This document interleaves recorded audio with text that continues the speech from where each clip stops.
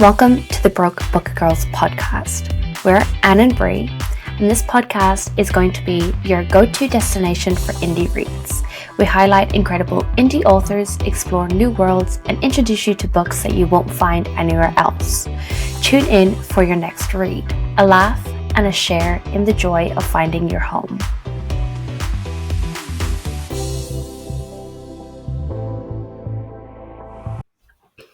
Hello and welcome to the Broke Book Girls podcast, your go-to destination for indie reads, the podcast that is good for the soul but bad for your TBR.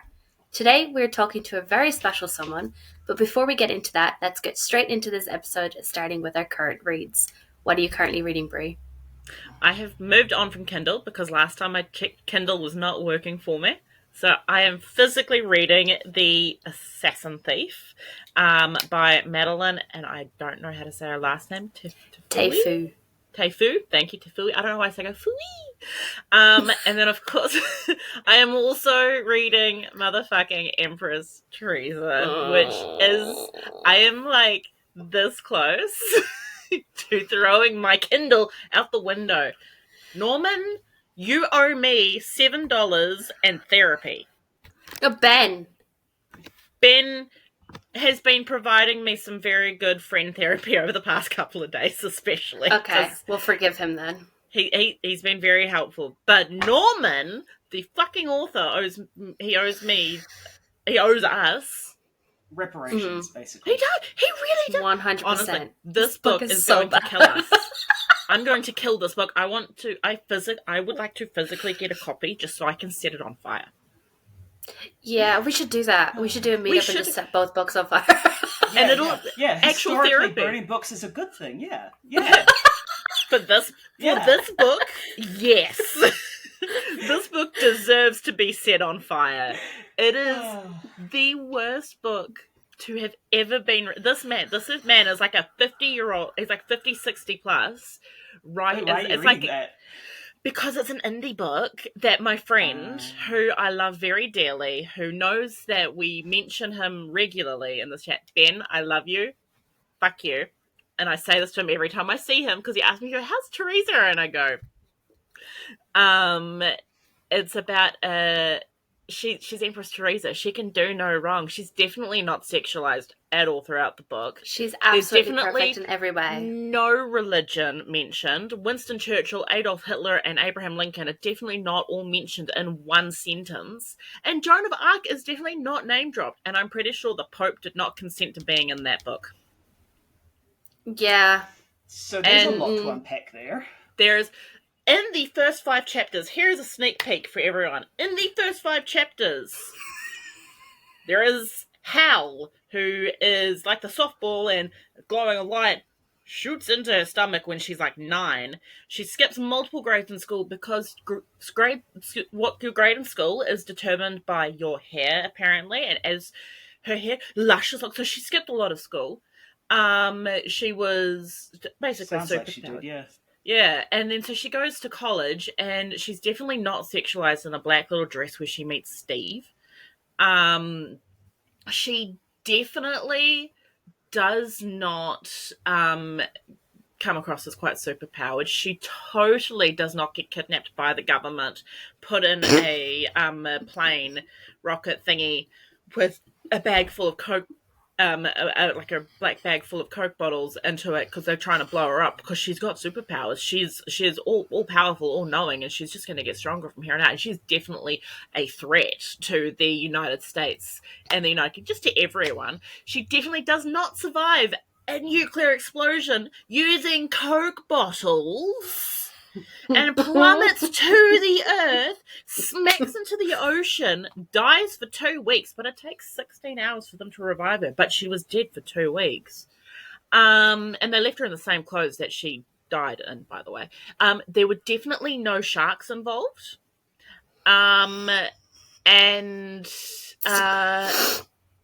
Yeah. Joan of Arc is definitely not mentioned several times. There is a lot to unpack. There is a lot to unpack. And as I discovered, Anne, they have kids They don't have names. They just have numbers.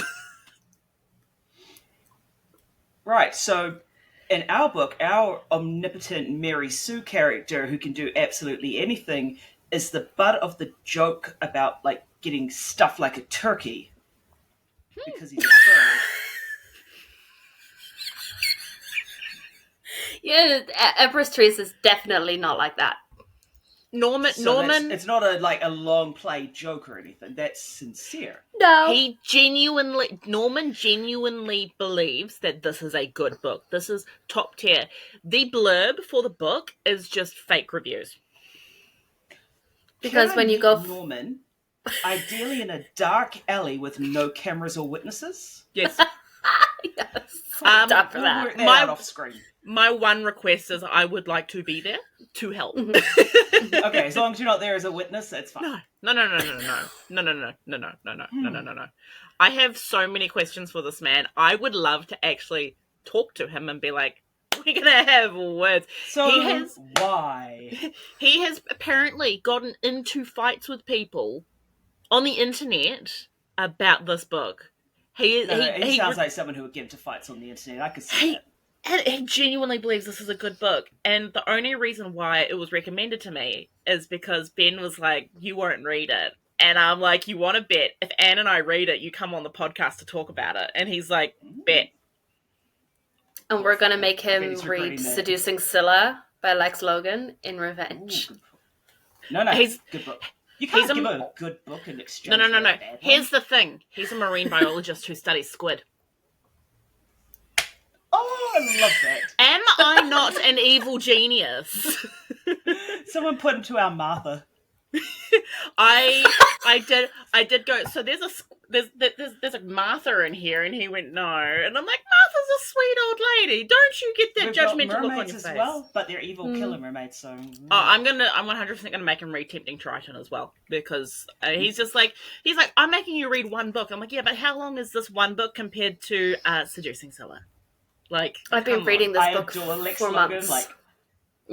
I adore those books. So like, I'm kind of a little bit jealous that he's being forced, but knowing that he's going to suffer makes me very happy. It makes and it was funny because when it was sitting at dinner and he said, you guys need to read this, and I was sitting there going, well, you have to read something that I suggest, and I was sitting there going, oh, I had the best idea, and then I started laughing as I pulled up the thing, and my friend who was sitting beside me, I turned my phone to show him, and he starts laughing, and he goes, oh man, tentacles. What is it with people like us and wanting to like fuck with marine biologists? Because my father's a marine biologist, and I fucking hate him. Tentacles. Yeah. There are so like the tentacles. There's so many. Like that. Ben's main thing is just like there are so many unfortunate jokes that marine biologists, especially those who study squid, which he does. He's studying squid. He's studying a squid called the cockeyed squid, by the way, which is just even more funny to me. Oh come on, man! The jokes are writing themselves. Right. Yeah. Right, he does this too. He's asking for it. Like, he's asking for it. We might name drop him in book 4 and put him in with Martha for a little bit. Just a guard being thrown into the lake, having a bit of fun. Yes, by the way, Matilda is absolutely obsessed. Yay! I'm really glad to hear it. You're all gonna hate us at the end of book 3, though. It's gonna fuck you guys up. I'm terrified of uploading the last chapters because there is going to be a meltdown. It's going to be great. It's going to be great. Yeah, but before we get to that, Anne, what are you reading? You just went on a tangent for 8 minutes. That's all right. I'm currently reading also Empress Theresa, and then I'm also reading Wide-Eyed by Esme Brett. I'm not going to go into a rant about Empress Theresa, but Wide-Eyed by Esme Brett is a contemporary romance with a Kiwi farmer and a social media influencer from America who's kind of run away to New Zealand to get away from her life absolutely imploding. And it is so good. I've been crying, laughing every time I'm reading it. And we need to get Esme on the podcast because she is amazing and I love her so much. But I can see why you would like it.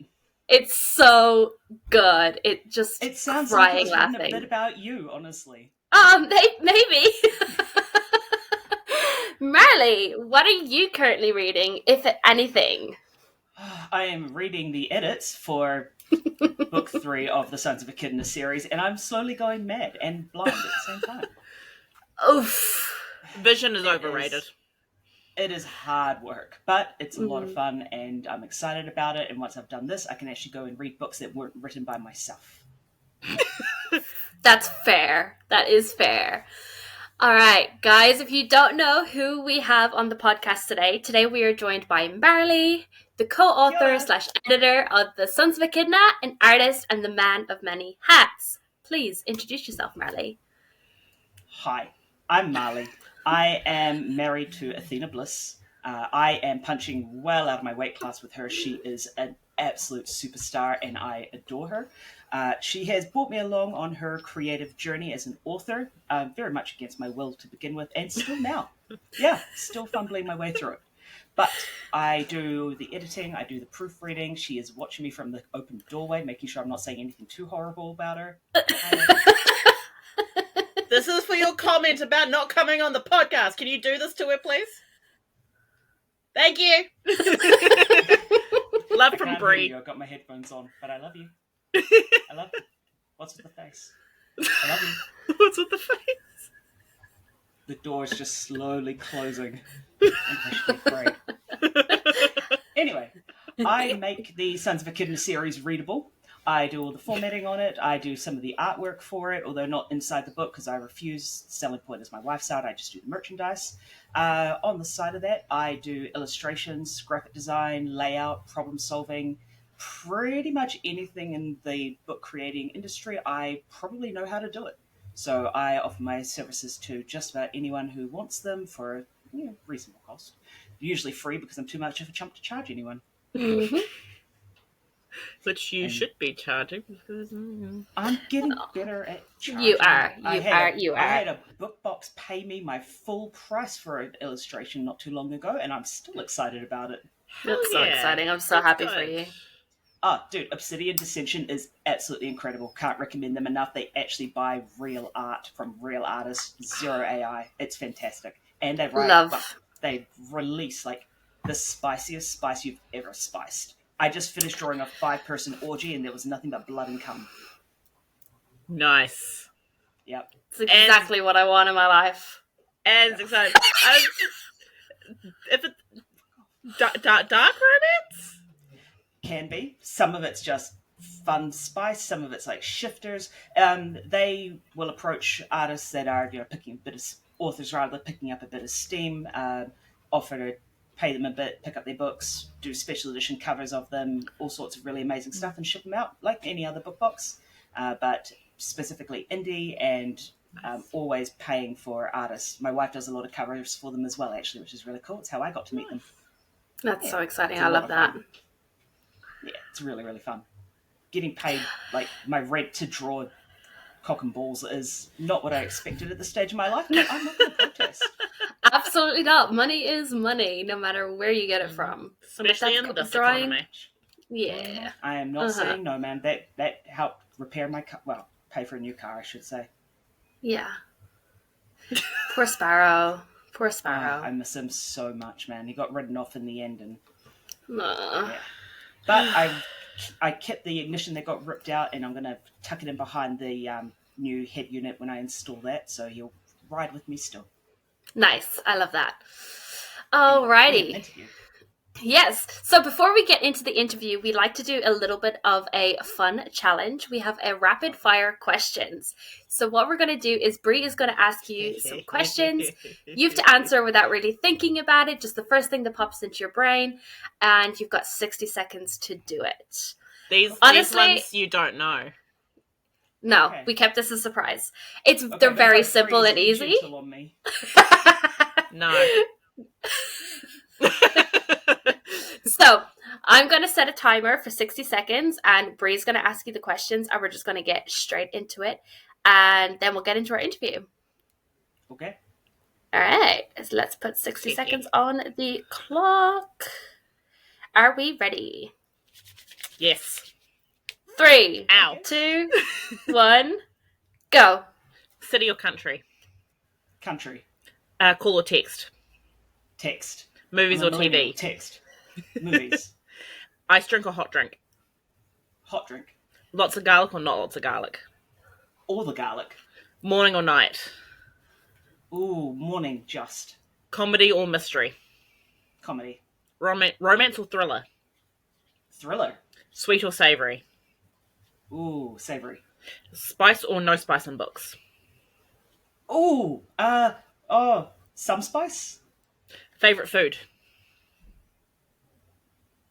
I can only eat, like, protein shakes at the moment, and I hate them. Mushrooms? Mushrooms. Favourite book? Sons of Echidna.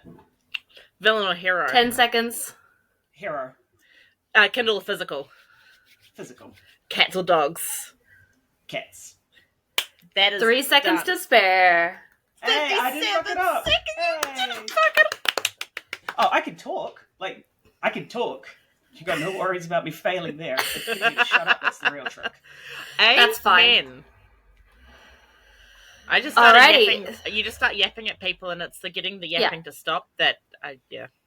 This is what this podcast is, honestly. We just. What the hell is happening?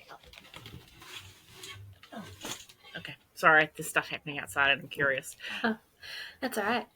So we have a bunch of questions to ask you, Marley. We did send them to you in advance, just so you are a little bit aware of what we were going to ask, because there's a lot of topics that we're going to be covering today. So, Bree, do you want to ask the first question? Right. Where did the inspiration for each character come from, and who was your first brain baby? Okay, so complicated answer to a very simple question. My wife and I have never really seen the characters as characters. We didn't write them, they just kind of always existed. Like, our main character, currently main character, that will change a lot. He's been in my wife's life longer than I have. He was her imaginary friend as a kid.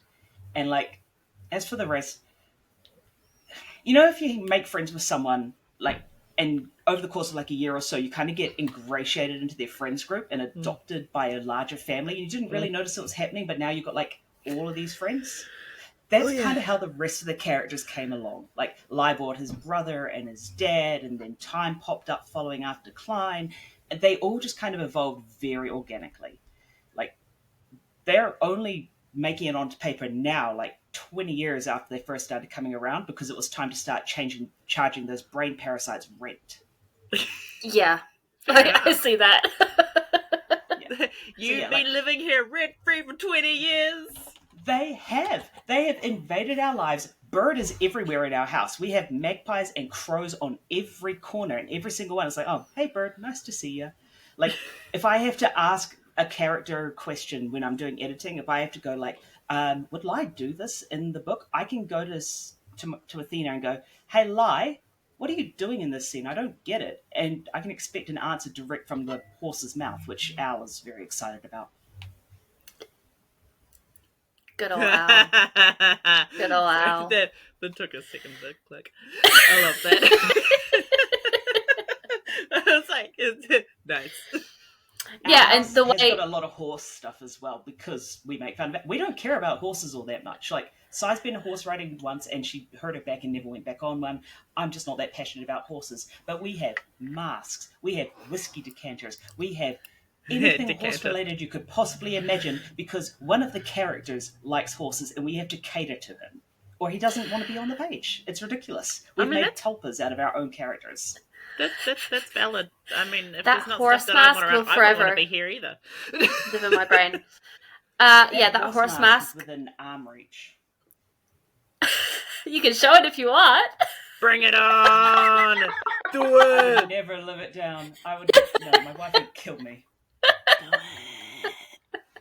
Do it! You know you want to. At the end, if you remember, you can remind me. Okay. Where's a pen? I need to write it on my hand. But like you're saying with the characters being like one comes along and then you're kind of ingrained in this group, I think that kind of happens with the Spawns of Echidna group chat as well. Like, one friend kind of fell in love with the book and then just dragged us along, and then we just fell in love, and now we're just like a big family, and I love that. I'd like to think it was my marketing, but It never was. It was always going to be, we found chaos junkie queer folk and just went, right, you're ours now. Yeah. You have been adopted. Yeah. Alrighty, so for my question, where did the idea for the Sons of Echidna come from? Very much the same kind of situation. Let's see. Sorry, bear with me a tick. Tick. Yeah. Okay. How to put it?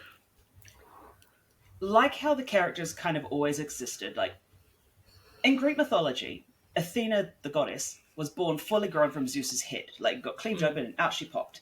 That's kind of how Sons of Echidna came out as well. Like, there was role play to build it up and padding and stuff.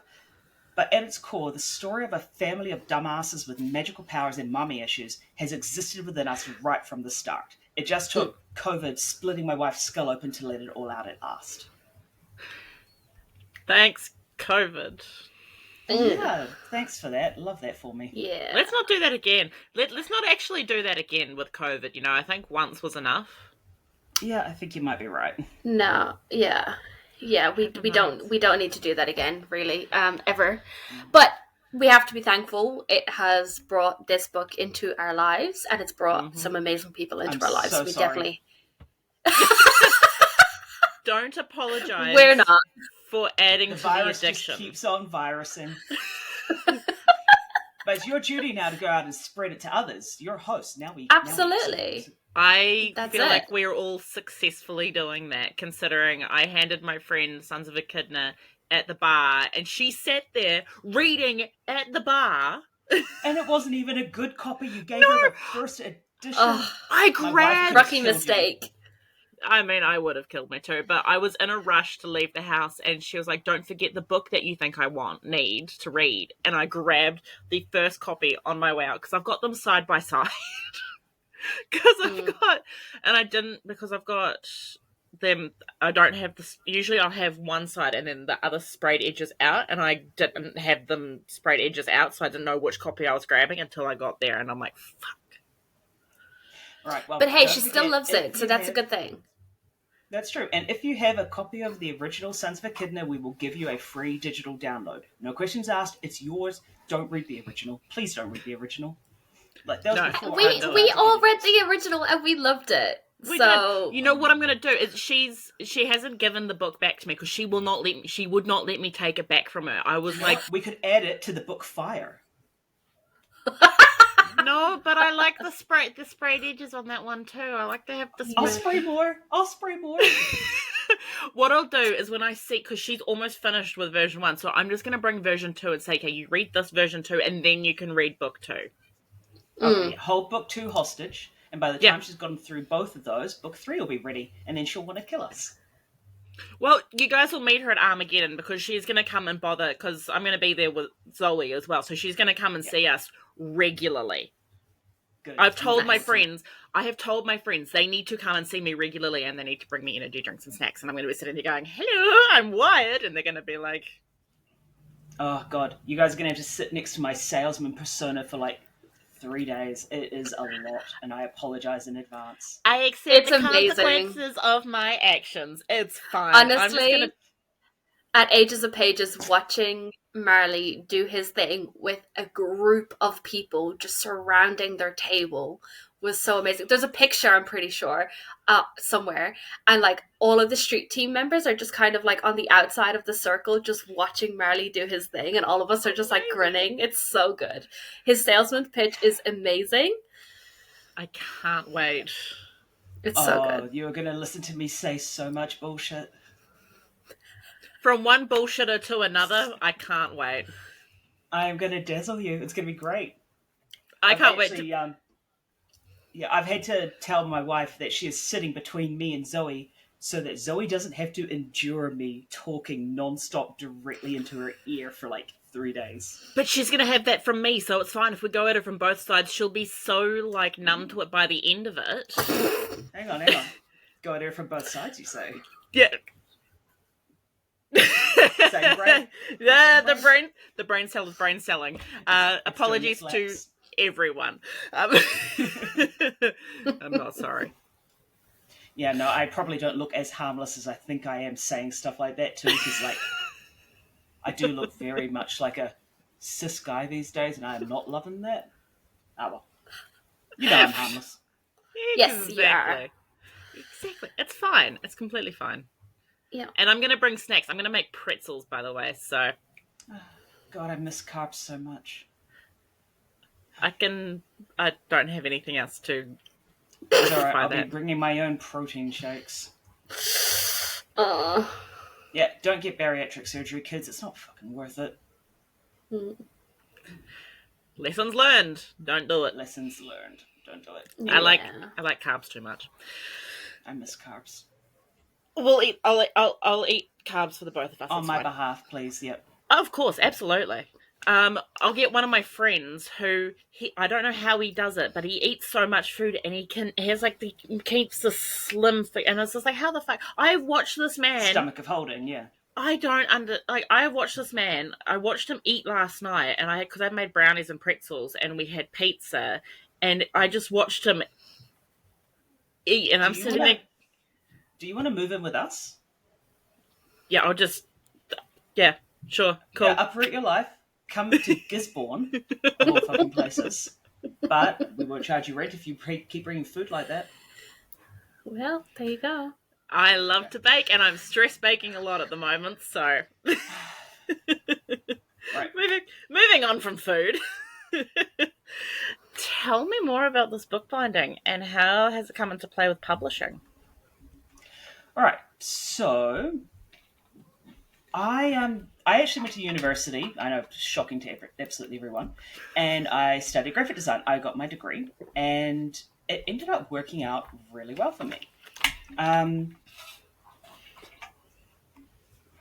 have pretty bad ADHD. Like, I ping pong from hobby to hobby like it's going out of style. I have a spinning reel directly behind me.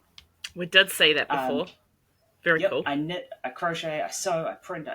If you can name it, I've probably taken a swing at it. That'll probably come up again later as well. And bookbinding was something that I latched onto. So we did like a one-day course at university, and they showed us like all the different techniques you can use, how to actually do the binding, how to like do it all. It was incredibly fun, and I hyperfixated on it like crazy, and I made book like creation my specialty in university. I went on to learn how to do like layout in Adobe InDesign, how to do like the formatting, how to get it print ready, trim, bleed, all that fun stuff, as well as the actual physical binding. And then I completely forgot about it for like 15 years. So I did it as a hobby because I thought it'd be a lot of fun, and it was. And then I moved on to other hobbies. And then 15 or so years later, peak pandemic, my wife sits down on me, next to me on the couch. And she says, "Hey, Marley, I've written a book." And I said, "You what? What do you mean you've written a book? You don't even read. I mean, not to be rude, but, your English, you learned it from watching anime." And she said, "Yeah, I wrote a book. Can you format it for me?" And she handed me a sheaf of paperwork, and I was like, fuck me, she wrote a book. So I downloaded InDesign again, booted it up, inserted the text, formatted it, edited it, like skills that you would normally have to have special software for, which I guess InDesign technically is, but I had the training for it, or like you'd have to pay someone to be able to do it. It came all the way back around, and I was able to get this book with illustrations, bleed, everything ready to go. Like, it just felt like it was finally serving its purpose, that particular skill. It was really, really cool. That's so crazy how everything just like goes in circles, like something that you hadn't done in 15 years, and then it's just like, what? Actually, this is useful.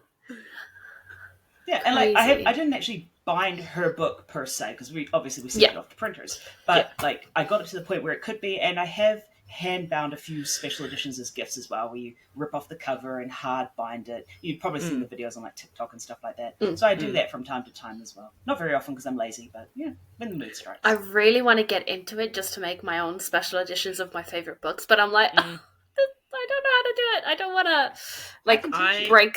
Yeah. Masterclass with Marley. It's really not as scary as it sounds. You'll I would need be so firm, keen. like rigid card. You need like a cheesecloth, some PVA glue, and then whatever the hell you want to wrap it in.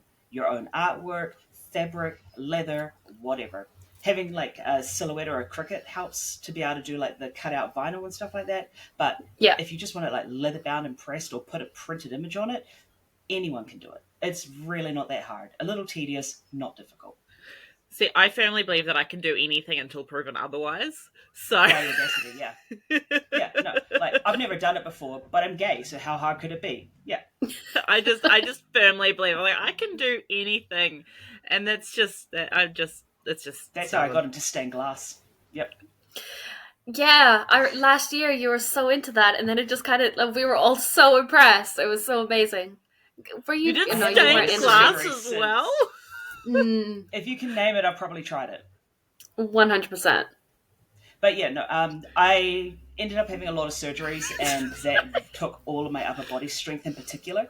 So stained glass requires a lot of upper body work, and I haven't been able to do it Yeah. since. But I've got it back, so once the book's done, I'm hoping to be able to get a few more pieces made. Amazing. So cool. So cool. I'll teach you anything you want to know as well. Yeah, pretty much. Just go to Marley with any sort of hobby, and you'll like Marley learn it. master classes. I'll teach you. I don't know about master. I'm a jack of all trades, but not a master of a single one of them. Doesn't matter if you can do it. If you're teaching someone who has no idea, you're a master in their You're a eyes. master. 100%. Well, I can certainly start you off with most things. Can you tell us about your process as an editor? Give me 2 shakes. I needed to look. I made notes because I'm real bad at remembering what I'm going to say, and then I freeze. So, all right. Process as an editor. First of all, I do need to clarify, I technically wouldn't be considered an editor. I'm more like a co-author or a ghostwriter. Editors read the script and they'll make suggestions, but they're not going in and changing anything. They're just going, hey, writer, you need to, this line kind of doesn't really make sense. I don't fuck around with that. I will read the whole thing, tell side, this sucks, go rewrite this. Yay or nay chunks, reminder that, hey, this person wasn't actually there for any of those events, so you need to readjust this entire section, send her on her way. She'll go and huff and puff and pout, and then she'll come back and present me with a more polished manuscript, and that's when I really step in. So I go chapter by chapter, and I add more text where it needs to be written in. Like, she does a lot of dialogue, I do all the padding. I will make sure the tenses match, make sure the text is flowing smoothly. Like, I go through and I kind of homogenize the book, if that makes any sense. Yeah. So, yeah, Athena learned English as a second language. I'm a native speaker, so her use of English has some unusual quirks to it, like ways of saying things that you wouldn't normally say. Like, if she's saying proper nouns, she'll put the before a lot of them, like the Aris or something like that, or the Anne or the Bree. Yeah. It's just a quirk, but she doesn't notice it when she's typing it, so I go through and I adjust I it. would like to just be known as the Bree from now on, everyone. I am not just Bree, I am the Bree. I am the only Say it Bree. with a thick Russian accent as well. No. But yeah.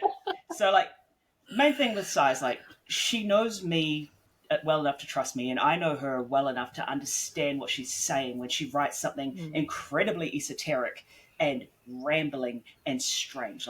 She'll ask me to translate. In the next book, there's a sequence that's set in purgatory, and it is a bizarre place with trees that look like glass, with computers and electrics zipping up and down in columns, and the foliage is like nebulae and stars, and that's a really hard thing to write even for an English speaker. What she gave me required a bit of fine-tuning, but she trusts me and she has faith in my ability to edit. And you can really see it, for example, in version 1 of Sons of Echidna versus the second edition. She wrote the first version pretty much by herself. I did some spelling checks, made some suggestions, but there wasn't really much involvement on my part aside from your basic kind of editor work. By the time we got around to doing the rewrite of it, I basically said, right, fuck off, I'll take care of this.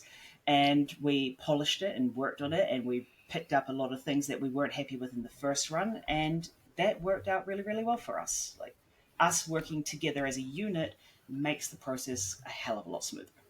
It's not for everyone, though. A lot of authors really can't handle being told, right, you fucked this up, get out of the way, I'll fix it. Yeah. Like, books are the author's babies, and they struggle with getting even constructive criticism, I would say. That's really cool that process works for you guys. Yeah, like it's a very special circumstance. Like, it helps that we've been together for 18 years, you know? Like, 18 years together, and we love each other as much as well, actually far more than we did at the start. You kind of learn to just trust each other and be able to work together. We share one brain cell, you know, it does lapse. As brain cells do, because brain cells are overrated. Yeah, it's like she and I are both orange cats, and the brain cells on the other side of the country most of the time. You're doing it again. I'm sorry. I adjusted. I'm like, shit. I can see it again, and it's annoying me, and I can't. It's so overstimulating. These fucking. Hang her straight. In the middle of recording one time, she did the exact same thing, and we were all like, "What are you doing?" I thought she was covering up a hickey or something, so... Unfortunately, no. Fortunately, it is just the straps, but unfortunately, I cannot concentrate. When they pop out, I'm like, I can't actually do this. Like, I can't. No. It's fine. I've got weird sensory issues myself. I completely get it. It's just, and you see them, and then you try to tuck them in, and then they just come out again, and it's just like, that's what she said. But, I can't believe you weren't in our group sooner. Like, everyone in our group is on the spectrum. You belong there. I was just waiting for the opportunity for it to arise to be like, I'm just going to worm my way into everyone's lives and then into this group. And now you can't get rid of me because I'm like the plague. As I said to my friend last night, the only way to get rid of me is for you to die. And even then, I will haunt you. And then I confused him, and he's standing there going, but I'm the dead one. I'm like, exactly. And then he's like, how does that work? I'm like, don't question it. I will haunt you. If you die first, I haunt you. And he's like, no, I've known living people that haunt. Right? It works. And I'm not going to let my friends rest in peace. So. No. Maybe. Rest in hell. Speaking of Athena, how did you guys meet? So that's a long story, and it's one of my absolute favourite ones to tell. I can't believe I'm going to admit this on air where I can't take it back, but we met on DeviantArt over gay Kingdom Hearts fan art. I was 17 when I first met her. I was living with my father in Wellington, which was a terrible idea because me and my father, we fucking hate each other. Like, the moment he dies, I'm going to go and dance on his grave. I'm going to learn an Irish jig just so I can do it. Like, and I can teach you. I'd love that, yeah. We do have a resident Irish woman right here. I thought it might be a little bit, like, rude to assume that all Irish people know a little jig on the spot, but you know what? I'll take what I can get. I mean, we learn it at school, so yeah. So Irish people fit the stereotype then. Okay, we'll take that. Some of them, yeah. Yep. Yeah, no. Continue. I think the only Irish I know at all is how to say I don't speak Gaelic or something like that. Cníl Gaelic agam, if I recall correctly. Yeah, that sounds about right. Yeah, I assume the Irish person would know. I'm not very good at Irish, but... She's got the accent, but not the words. Yes. I mean, the accent's what counts. It's the accent. Amen. Yeah, chef's kiss. Anyway, so I was living with my dad, and that was a terrible choice because we fucking hate each other. And I got home from one of these particularly nasty fights, and I went on to DeviantArt because that was, where you go to hang out with your friends way back in the day. And Athena had posted a journal up there saying, hey, does anyone want to be my flatmate up in Auckland? Now, I had never met Athena.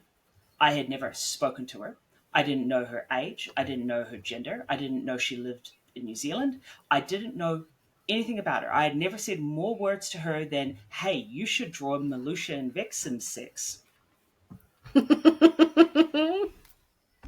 But you can bet your ass I was on the next bus down. Like, up, I suppose. Like a week later, I moved in with her, total stranger, because anything was better than living with my dad, including getting murdered by a Russian gang in Auckland.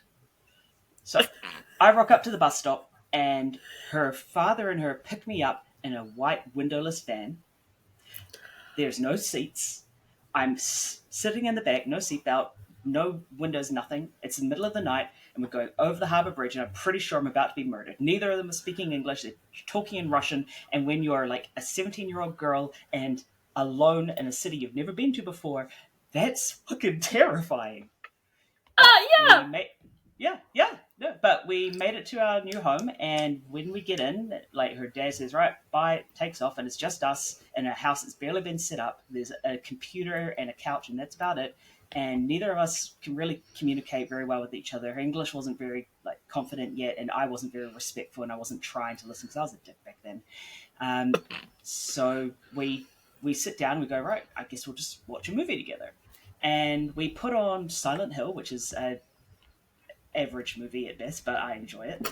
And I don't know, I mean, I guess horny teenage lesbians doesn't have a language barrier, because that same night we hooked up, and we've been together ever since, like 18 years this year. That is so cute. Oh no, we hated each other though. Like for the first 2 years, we were still hooking up, but we hated each other. Hate fucking. And then we got a flatmate. No, we got a flatmate, and we fucking hated that flatmate. So you bonded over your hatred. Yep. We have never been closer than we were the moment we decided, fuck that bitch.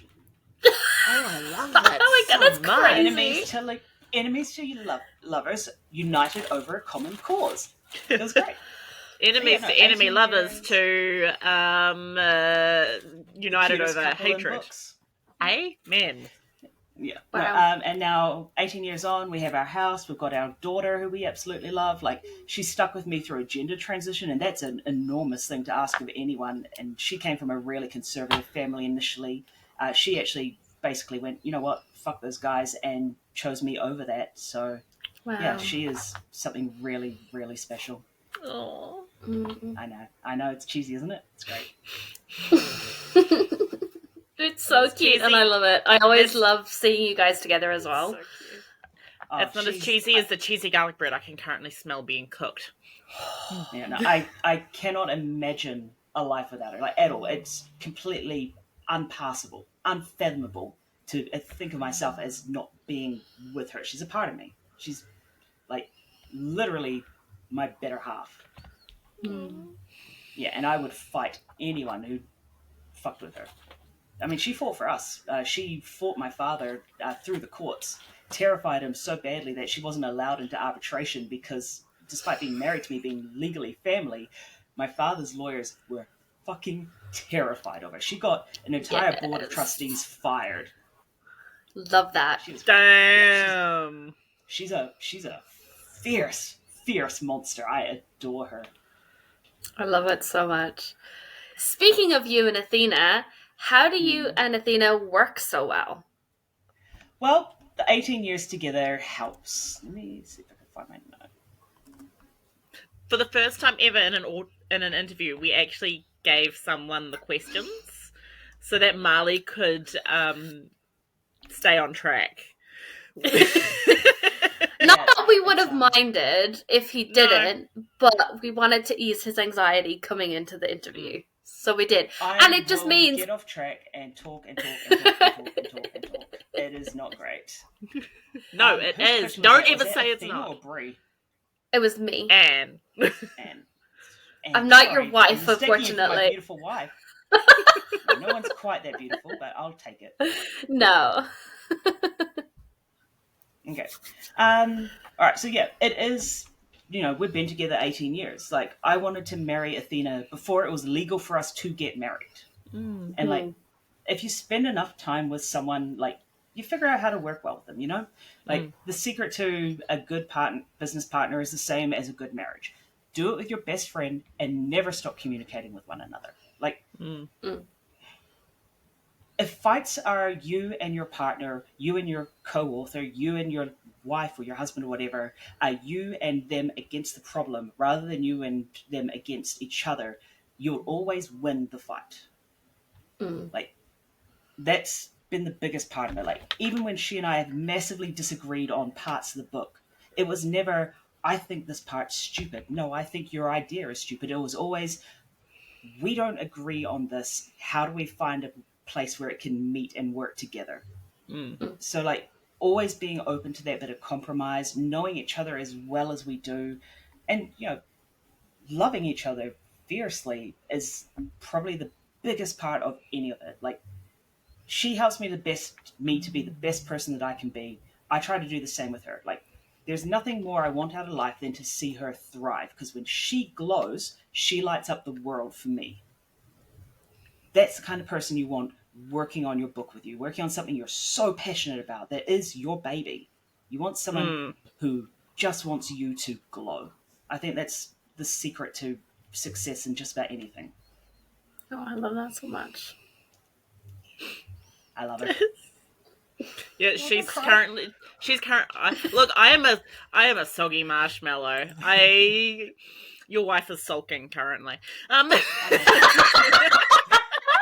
I called her a drama queen and she doesn't like that. I love it when she pouts. You guys are so cute. I also love when it's like, honor. she comes into the group chat and she's like, Marley's told me I have to rewrite this thing. Wish me luck, because I'm so mad right now. And it's like... and then Marley comes in and he's like, she's being a drama queen. It's only a paragraph I asked her to change. We'll often have those conversations while we're on the bed together as well. Like, side by side, both on our phones, both talking shit about each other in the group chat. It's so funny. I love it. It's honestly, it's gold. Is she a drama queen or is she just the queen of drama? I would put a crown on her. Yeah, crown her, call it drama, queen of drama. She is the one. We love you, Athena. Yes, we do. Oh, she just said she's going to go piss in your shoe.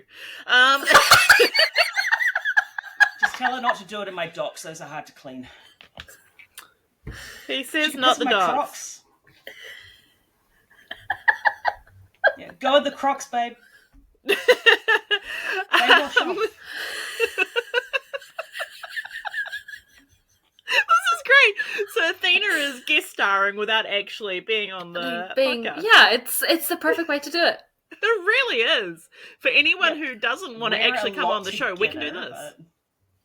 No, we're a lot together in the same space, but with a screen between us, we're great. You're great together. I've stayed in houses with you guys for weekends, and it's been the best time. So, you're not a lot. It's fine. You're enough. That's the main thing. We're mum and dad. Yes. You guys are all our kids, and you have to put up with the crazy as well. Yep, that's fine. I deal with the crazy from my own mother. She said, "How does it feel to raise your own mother?" I'm like, "I don't live at home. That's your son's job." I love my mum. I love that. I love my mum. That line, because I might want to use that in the books. I'll do it. I'll send that. I will send that to you. She will say that at work, because I also work with her. So she works on reception. We don't always see each other because I'm nursing. She's reception. But sometimes she'll say something and I'm sitting in the break room. I'm just like, we've got people around. I'm sitting there going, you can't say that. And she goes, yes, I can. She's like, I'm 5. And I'm like, yeah, I know. She's like, and then she goes, and then someone goes, wow, you guys just got an interesting dynamic. And I'm like, yeah, we're just the same person. I'm just younger. That's literally the comments that have been made about both me and my mum and me and my wife. So now I'm a little bit worried about what my type is. Oof. Yeah. Shit. Look, my only goal is for my type to not be my father, and I'm happy. I went in the opposite direction, so I'm so happy with that. Whew. I became the person I wanted to be that wasn't my father. Hell yeah. Hell yeah. Yep. As you should. Yeah. Fuck fathers. I love my stepdad, but my biological father. Yeah. I think it's mostly a cis men kind of thing, man. Oh, God, the disasters. Yeah. I know. They you really guys are. forced to love them, unfortunately, with the whole being attracted to cis men, but fuck, I'm so sorry. Thank you. I thank you. It just proves that being part of the LGBTQIA plus community isn't a choice, because if I had to choose men, I wouldn't. Look, all I'm going to say is you want the best of man and woman hook up with a trans guy. They know where the clit is, and they give a shit, but they're also hot. Well, there we go. This is a good point. I Make notes, want to everyone. Make this point. Yep. Hook up with your local trans guys. They'll probably thank you with breakfast in the morning. Quote of the episode. I'm just imagining after we've finished recording this what the reels are going to be like. They're going to be... They're going to be insane. And my favourite thing is because Riverside will generate some for us so we can take a look, and then it captions them. And then I'm sitting there going, and I'm looking. One of them was, what was your line of the episode with Janessa? Raw dogging with the fingers. With the fingers. That was literally the caption was like raw dogging it with the fingers, and I'm like, nice. Okay, so this is going to capture me saying, data trans guy, they know where the clit is. Yeah, probably. You know what? Preach it. Put it out in the world. Okay. I stand by it. I'll have that. I've now that I'm getting more savvy with how to do the real sorts of things and the little captions, like as I figured out with me cutting off my tags, and that was the best. I should probably be glad that my shirt's cut off from the camera as well. Oh dear. Do I show it now that I've mentioned it though? Yeah. Do I just This is gonna.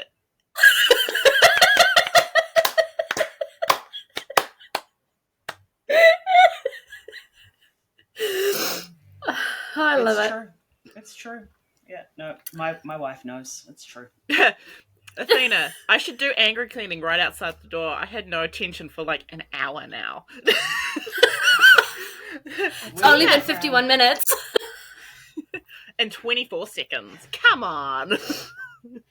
It's fine. It's fine. I will go and give her cuddles after. So this is Yes, I have questions. We're already at the beginning of the episode. Going into the AI side of things, it's such a huge part of what we deal with, what we're seeing in our community at the moment. I've had to deal with a lot of kind of AI shit this week, and I had a patient try to tell me how to do my job because she was talking to AI on all of that. And then I had another patient yesterday she said, I did this, and I'm like, AI does not have a medical degree. We do, AI doesn't. So to once again reiterate, like we do every episode, that we talk about AI. We are not an AI-friendly household. Mm-hmm. We don't support AI art. We don't support anything to do that takes away from actual creators, authors, writers, all of authors, writers, artists, Same thing. all of the above. All of Marley, what are some of the biggest struggles for you guys being artists, authors, dealing with AI? All right, so you would think that, AI would have a terrible impact on us financially. My wife is a full-time professional artist. She illustrates covers for a living. I have started moving into that world more as well. I'm doing artwork for money. And when AI first started spitting out art, I was really nervous. I was like, oh, shit, this is going to really hurt us. Truthfully, it hasn't had a hugely negative financial impact on us. But that's because we work closely with people who absolutely can't stand AI as well. Other creatives who care about the industry. We can prove that our art isn't AI generated. We don't use it ever. And that is a selling point. That actually gets us more business than not. The actual struggle that I have with AI, and this is personal, but also, bigger impact, is it's convincing other people outside of creative spaces that generative AI is the enemy. AI is antithetical to art. Art isn't supposed to be about the end result. It's the process. It is the human, behind the art, who dreams and tweaks and labors to bring a vision to life. It's mistakes, it's passion, it's growth. Humans have been creating art for the entirety of existence. Our earliest records of humans are of our art. We weren't sitting around fires and caves wishing that someone could come along and create illustrations for us. We were putting our hands and our kids' hands on the walls and painting around them because we were compelled to leave our mark on the fabric of the world.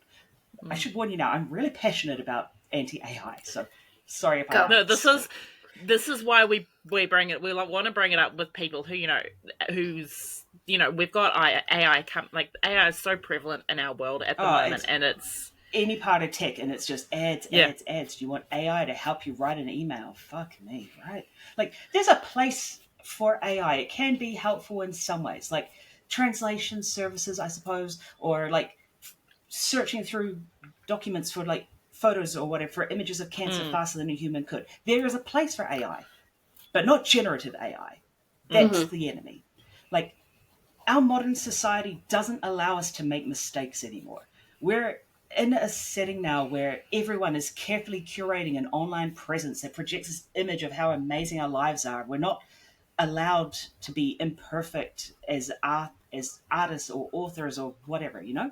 And like the incredible pressure to have a constant and like of this constant, extremely critical audience forces us with like anyone with a bit of a thinner skin or a weaker spine gives into the temptation of AI. And like, it is stealing your humanity. It is stealing what makes us people. We have made art since the dawn of time. Why are we giving that to a computer? It's what we were put on Earth to do. We were not put on Earth to sit at a desk and like organize papers for a living. That's not something we've done since the beginning. Yeah, right. Like, that is the work that should go to a computer, not art. Like, and like, I see artists, authors out there who want real art for their books, who don't want AI. And even when they do everything right, amoral bastards are like going up and saying, "Oh, I can do this commission for you. It's going to be $500," which is, not an unreasonable price for a full art piece. They'll like give them an AI print, say it was theirs. This person who doesn't have experience in spotting AI believes them because they paid a reasonable amount and this person's got good reviews. Like, it's just theft on top of theft on top of theft. It's disgusting. Like, it's easy to be tricked. People are kind of stupid. Like, Sai and I can see it easily because we're artists. It's our career. We know AI when we see it, and even then it can be hard for us to spot. Authors out there who want to do the right thing and don't have that background in spotting it are getting cheated. They're being pulled into a system they don't want to be a part of.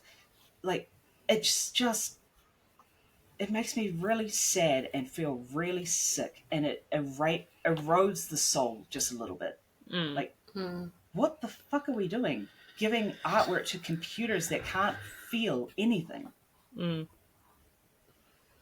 The other struggle we have is that we have a character in our book named Al, and Al's written uppercase, lowercase AL looks exactly like AI written uppercase AI. Yeah. And that's really confusing in the group chat. So, one struggle, another struggle.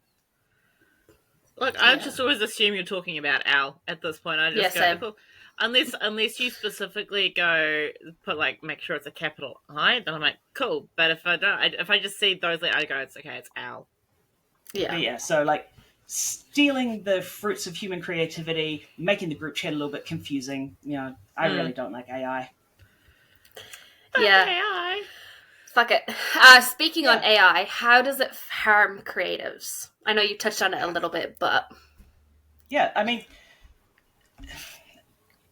harming creatives, it is a double-edged sword. Like, obviously there's the money side of things. Like, a lot of people won't pay for a commission when a computer can spit out an image for free. And, like, a large section of digital artists live with a disability. Like, there's an enormous proportion of artists that are also disabled or autistic or queer, and in an environment where being openly queer makes it hard to work a traditional job. Like, they are having their livelihood impacted quite badly. Sai and I are lucky. We are the lucky ones. Like, we are an exception when it comes to being able to make money with our art, not a rule. A lot of people don't have that. So by making AI like take the place of humans in art, it hurts a lot of people who are trying to live decent, honest lives. But there's also like a more insidious evil to AI, in my personal opinion. Like, AI causes a lot of artists to despair. Who ever would have guessed that people would be so happy to get rid of artists when we've influenced humans for all of history? And how many artists can compare to super smooth, high contrast, almost perfect art that a computer vomits up? Like, we're already fighting so much. Look at the state of the world of politics. Think of the overlap of queer and disabled people in art and what we're facing, as well as AI. Like, even trying to avoid it at all costs, you can't. So it just kind of fills you with this despair that it's never going to get better and you're always going to struggle. And the one thing you thought maybe would be a saving grace, it falls away. And yeah, it's an evil fucking thing. It's wrong on every conceivable level. Every time I see AI art, it makes my skin crawl. Like, Yeah, I'm the same. Athena and I exclusively work with creators and book boxes that don't use AI because we would never want to be associated with it. Like I mentioned earlier, we work with Obsidian Dissension, 100% AI free. They support real artists. If you're looking for some spice, go to them because you know they're legit. But fuck, good luck finding people that are legit. It's so easy to lie about it and so hard to point it out and be believed. Yeah. Like, the only reason I'm so, like, I can start pinpointing it now is because of both you and Athena for, like, actually sitting down with us and explaining, like, here's sort of, like, the little things that you can look at and, like, be aware of it. And I'm just so sick of, like, just scrolling through social media at this point, or now on TV, seeing all these AI-generated ads. It's just making me so angry all the time. I hate it. And like, we have council build-ups around, like billboards around our city here, and they're covered in AI art, where they have the budget to pay a local artist to create that. Instead, they give it to a computer rather than supporting the community they say they care about. It's disgusting. It's despicable. Yeah, it really is foul, and it makes me so upset. Yeah. Not out of greed, like we're fine. We're not upset because we're losing money. But because of people not even understanding that that's the consequence, you know, that like you're giving up a part of yourself for this. Yeah, it's a deal with the devil, man. Stay away from it. 100%. Absolutely. Yeah. Well, moving on from that. Sorry. Impassioned rant over. But we love it. We love it, and it's important, and the more we push it, the more people, and I think everyone needs to be doing it, is pushing that, you know, don't use fucking AI. It's not. We also, we invite anyone who has questions about their art or art that they've commissioned or whatever to come and talk to me and Sai in private. We won't put anyone on blast. We're not going to disclose anything. We won't even say that you spoke to us. If you have questions, ask us and we will help you navigate it. If it is AI and you're not happy about it, we can help you approach it and be honest about it and let people know that you've fallen for something accidentally while you're trying to do the right thing. We will protect you as much as we can. Yes. Just come and ask. Yeah. And that's the thing, like, we're talking to a lot of artists and doing these interviews, not just to talk about AI and get people riled up. It's to educate other people who don't understand, because the amount of conversations that I'm having with people who don't understand that AI is bad, like, even not just for stealing work from artists, but also it's terrible for the environment, like the amount of elements that it's needing, like the water to cool these computers. And like, when you actually have a discussion with someone and you label all these points and they're like, oh shit, I had no idea, because no one's doing that research and understanding of it. Yeah. You know what we should do? You know what I'm going to say? We should set it on fire. Anyway. Yeah! I mean, it's setting itself on fire, trust me. Like, AI is unsustainable. It is eating itself. It's feeding AI art into itself because real art doesn't exist to be fed into it anymore. It's eating its own tail. It will fail eventually. Just not soon enough. We should just arson. I gotta do it at least once a day. If I don't make an arson joke, that's when you know something's wrong. I've got the support line on speed dial. Yeah. It's like with my friends, like, if you stop making jokes about killing yourself, then I know he's not okay. And he goes, "I'll just stop." I'm like, "Please don't," because then I'm actually going to be concerned. When we first met, we had this exact conversation, and I'm like, no, if you didn't make these jokes, I would actually be concerned. And that's just the psych nurse in me, because my background is psych, and I generally tend to go, if you stop making jokes about killing yourself, then I go, something's not right. I will say it is always so nice to meet like a psych nurse or someone in the mental health field who's been there and who gets it. I'm so sick of dealing with neurotypical shrinks. Oh, they are exhausting. They have no idea what it actually feels like to experience. Yeah, I loved being. I know a lot of my patients loved me, and I loved a lot of my patients. There are a lot of them that I did yell at a couple of them. I did scare the shit out of some of them. No, this was before I started making arson jokes. This is when I was a baby nurse. So I graduated uni and went straight into mental health with my own mental health experiences. But I just went straight. It was great. I became the scariest nurse because I was the youngest. And now at my current job, because I work in a GP practice, I've gone from being the scariest nurse to the nicest nurse. And I don't know how that happened. I don't like Rough. that. Yeah. That's okay. People think I'm an extrovert. I'm an ambivert. I'm an introverted extrovert. Anyway, I'm, extra virtuous. I don't want to be an extrovert, but I will because I have to. It's a reluctant extrovert. It's like I'm a reluctant morning person. I can't be a night person.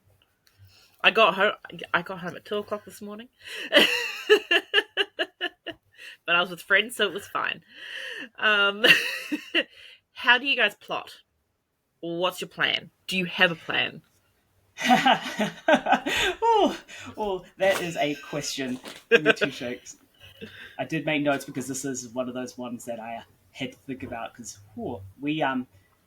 we're not great at planning, as it were. Mood. It's a very generous word for what we do. The book is essentially Discord roleplay between Athena and me, padded up into a story after the fact. The dialogue's really snappy in our books, and it's really natural sounding dialogue because it's her and I talking as characters back and forth.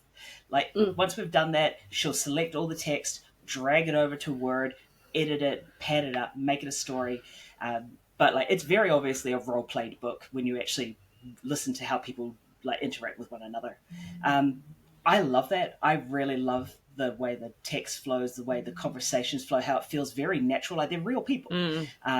But we do lose track of the story a lot. And then we have to go and retcon a ton during the editing. It's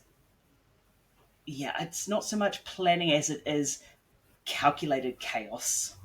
Yeah, I like calculated chaos. Calculated chaos. Yep, like we know that these guys are going to be absolute dicks on the page. We just try and direct it as well as we can.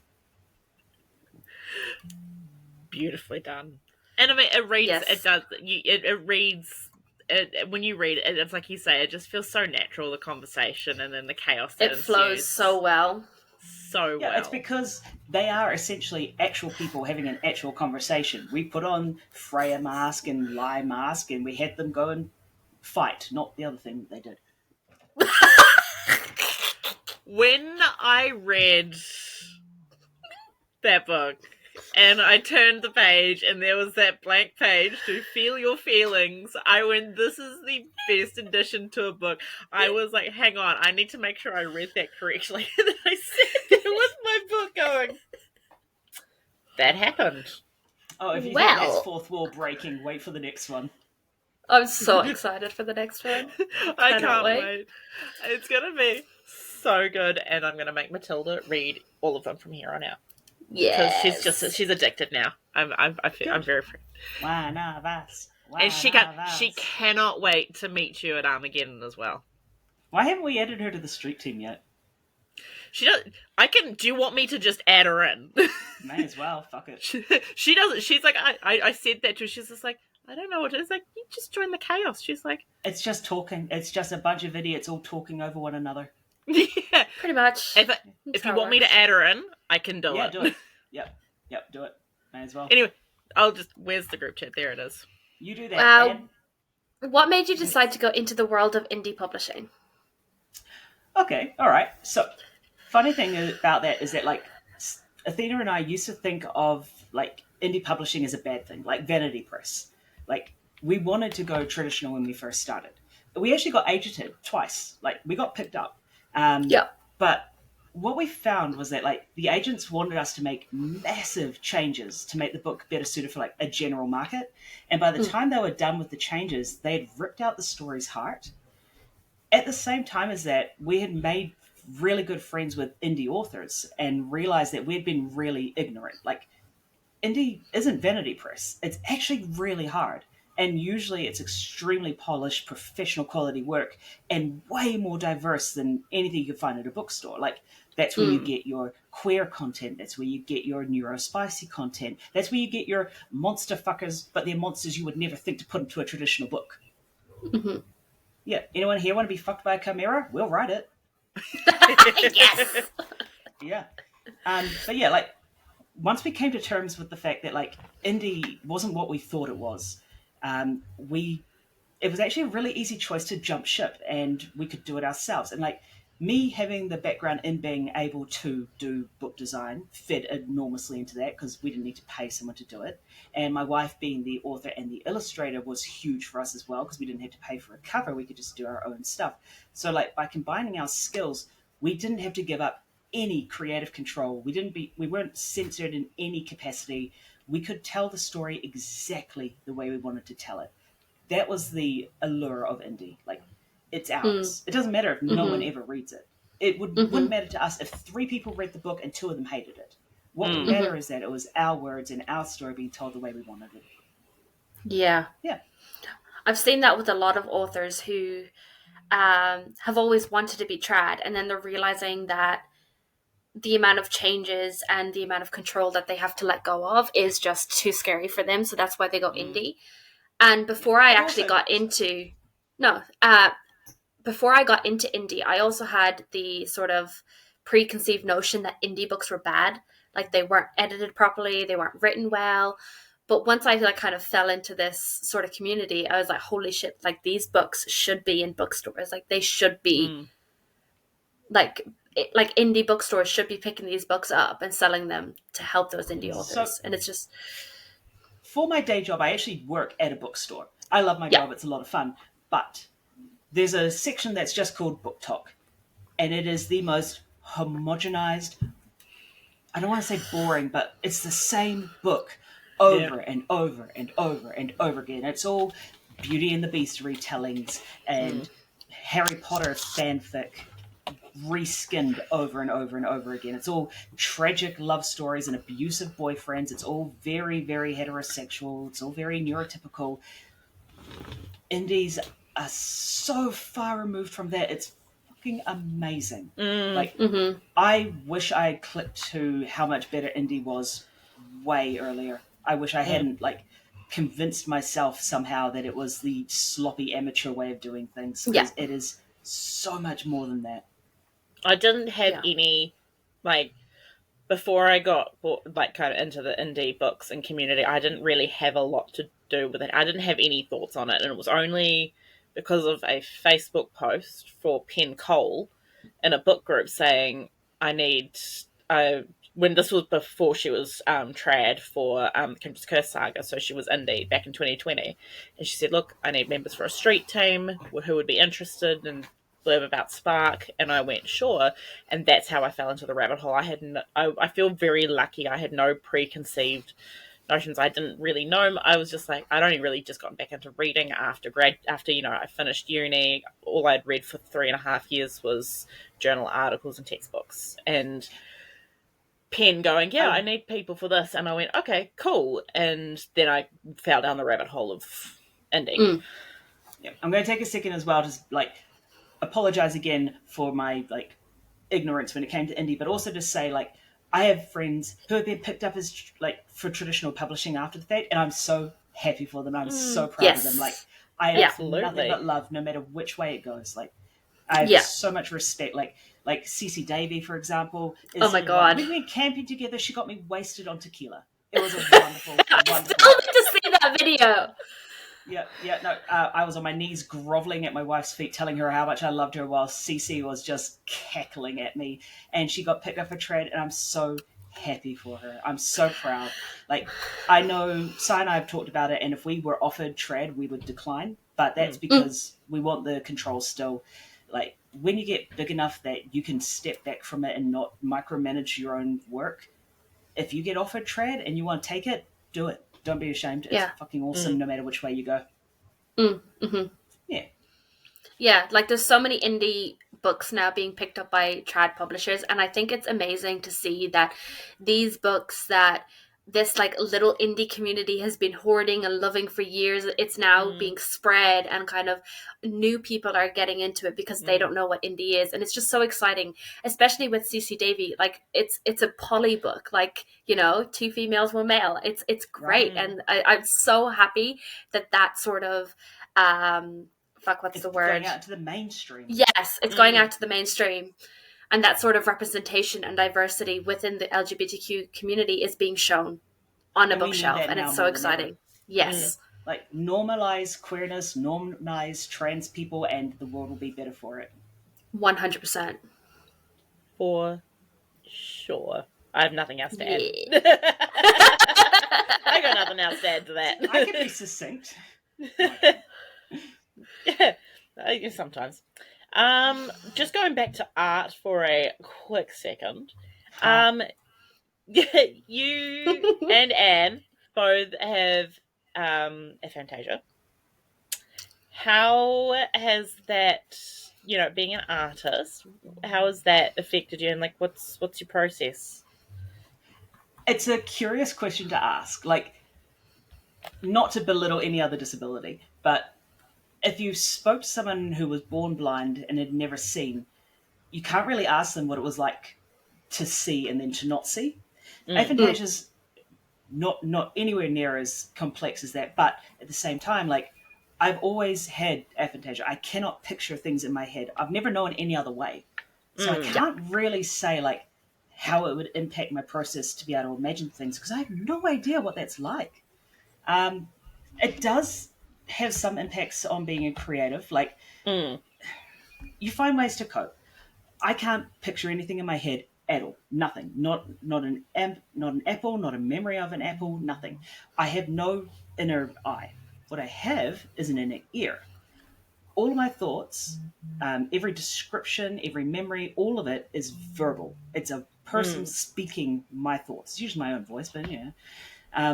Which does make writing easy. I'm pretty sure it would make it easier for most. Like, if I was to imagine a printer or something that I'm looking at, right? Microphone, right? I don't picture a microphone. Instead, I hear the words, a microphone is a cylinder with a mesh on the end. It has cords coming out the back, which makes writing what a microphone is a hell of a lot easier than trying to directly translate an image into words, because it's already been done. So that helps a bit. The other thing is, like, I have tools and stuff that I can use to help kind of, for example, with my art, I use my tablet as an external processor for my imagination. You know how in your head you'll, like, imagine something and then adjust it and then imagine something and tweak until it looks right, I assume? I just do that directly on the tablet instead. So I'll draw a circle and it's like, that doesn't feel right. I'm going to adjust that. And I just do it on the page directly rather than thinking about it. So what I'm drawing is the first time I'm seeing it as well as anyone else. I'm always really interested because I have unfortunately got an extremely vivid imagination, so I can. I don't envy you. I don't envy me either. I wish I didn't. And so I always find it really interesting talking to people who, you know, when they can't, and they say, like, they can't picture it in their head, and I just want to I want to experience through their own, like, your own words on how you, like, what you do otherwise on top of that, because I'm just sitting here going, if I could just share, like, part of my imagination with you, then you can have it, because I don't like picturing things as vividly as I can see them in my head, because it's a little bit chaotic and it's messy and it's annoying. So that's actually why our book is illustrated. I love it. It's my saving grace, because I would never be able to imagine the characters, and that's the thing with me. I have the same thing, but it's not like if you say, like, picture an apple, I don't see an apple, like, I don't see anything in my brain, but I know what an apple looks like, so I understand what you're talking about. Whereas if someone's explaining a character, like Lai, for example, he's tall, he's got this long blonde purple hair, all this kind of thing, I'm like, I don't see anything, so I can't see that. But having him here on the calendar behind me just makes everything so much better, and like understanding of who I'm looking at, who everyone's talking about, and how they look is just really exciting and so like interesting. Athena has Bree's imagination. She will go to the lounge, turn off the lights, sit on the couch, and vividly hallucinate the scenes in the book to be able to write them. And that is what it's like in my head. Yeah. I have no idea what the fuck she's talking about when she tries to tell me that someone's skin is made out of threads and her hair is reaching into the ground. I don't know what the fuck that means. I never did. So when she was writing the first book, I would have to, as I was editing it, say, babe, could you just sketch what the fuck this is? I don't know what this means. So she would draw it for me. And we did that so many times that by the end of it, we went, well, why don't we just amalgamate the two? Exactly. It's so we tidied up and inserted the images that helped me as an aid to other people with aphantasia who struggle to imagine things to be able to read the book how it's supposed to be read, you know? Like it's so great. I can't visualize a dragon with a head the size of a fucking bus. But if she draws it, I can conceptualize it. Yeah. I love it. I love hearing like how other people get through. I can't imagine anything but being able to see like full movies in my head. So I can't. My aphantasia is extraordinarily severe to the point where I can't recognize my own face. If you showed me a photo of me, I wouldn't know it was me. I cannot imagine what my wife's face looks like. I can't imagine what my daughter looks like. Which, for a long, long time, I felt really guilty and ashamed of. Like, I thought there was some moral failing with me. Like, maybe I didn't love them enough, and that was why I couldn't picture it. Turns out it was just the wiring in my brain's a little bit sideways. And I, since then, leaned into finding other ways of recognizing my wife and recognizing my kid. I recognize them by the comfort I feel when I'm close to them, or like by the words that I think of when I imagine them. Like, I think of the Cupid's bow of my wife's lip. I think of the way her eyes crinkle just a little bit every time she smiles or laughs. And like, I think of compassion and warmth and sarcasm all rolled into one. So even though I can't see her face, I see her. And that's what really matters. Yeah, 100%. It's just, that's so sweet though. I like that. I love that so much. Yeah, she's special. She's worth remembering, even if I can't see it. So cute. So cute. Moving on to merch. What's your favorite type of merch to make? So I am very much a jack of all trades. I make a lot of everything. Give me a second because I did make notes. Yeah, sorry guys. Talk amongst yourselves for 2 minutes, class. Kids. Oh, thank you. I think we both asked sort of the same question, but like worded differently. Okay. Yeah, we You're have. fine. I can work with it. While he you don't need to load any further. I was about to play some more Wii music. Oh god. No. Okay. So, favorite of merch that I've created. I mean, you guys know me and know that I hoard hobbies like crazy. Like I've said, if you can dream it, I can probably do it. I have a sublimation printer so that I can print mugs and stuff like that. I can knit, I can sew, I can crochet, I cross stitch. I've got lie cross stitches that I designed and put together. I've made bookmarks, I've made comics, I've made magnets, badges, key rings, dolls. I've hand sewn plushies. Like, if you can dream it, I've done it.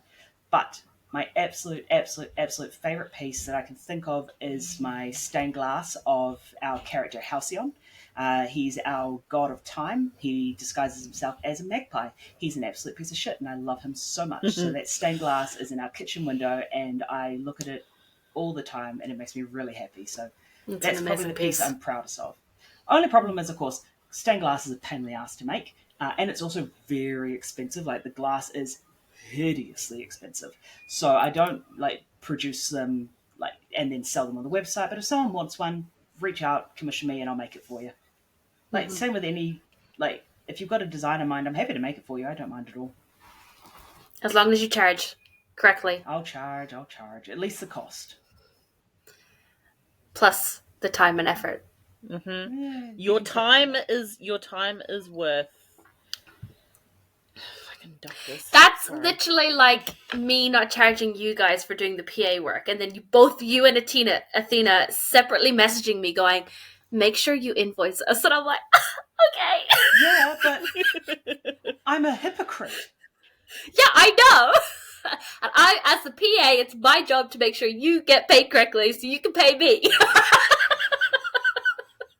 Look, ask any crocheter or knitter if they like charge their worth. You will never find someone who knits who charges the amount of hours that goes into making a jersey or whatever. 100%. If I charged what those fucking magpie wings took to make, they would be in the thousands. It's crazy.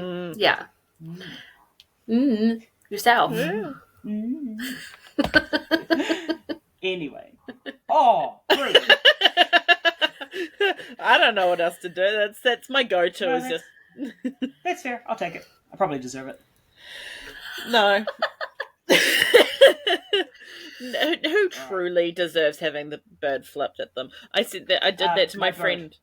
Yeah, fair enough. Yeah. I sent my friend a Snapchat because for some reason that's what we communicate on, and we're like, "This is what I did." I was just like, "I'm trying to remind you how flippin' amazing I am."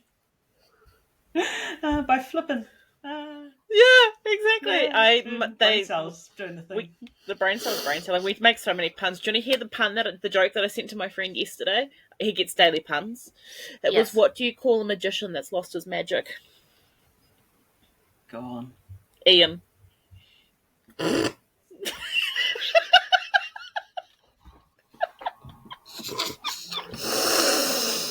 All right, well, it's been lovely spending the day with you guys. I'm going to just log off forever now. No, it's fine. We still love you. I just quietly can't. ashamed of you.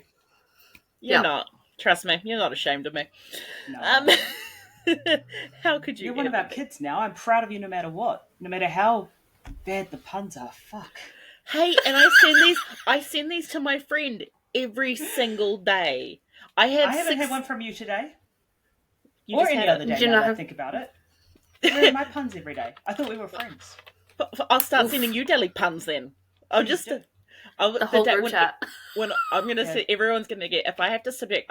Grayson did not find puns that funny. He would always go, oh, no. But then I said to him jokingly, I'm going to start sending you a pun every single day until you find them funny. And then one day I didn't send him one and he sent me one and he goes, oh God, this was actually so much fun. You got him. You made a clown. I got him. He finds them funny and he takes the ones that I tell him and tells other people. And I'm like a proud parent. I've upgraded your brain. Good on you. I have never been so proud of myself to successfully I've made this man funny, and I'm like, yes. That's hard work too. Men are not funny. They think they are, but they really think they are. But I mean, they all think they are. Yeah. It's just I feel like I sit there most of the time and just because with my core friend group, like you know how you're saying, like you know how you kind of like get these friends and you get adopted by all these people. So this is what happened with my current friend group that I spend all of my time with most of my time anyway. And we spend so much time together, and there's a couple of guys in the group, and they make some like jokes, and I'm just sitting there going, why am I friends with you people? And one of them's American. Ben is the American. He's the one we're reading Empress Teresa. He does an amazing Trump impersonation, and I sit there wanting to smack him.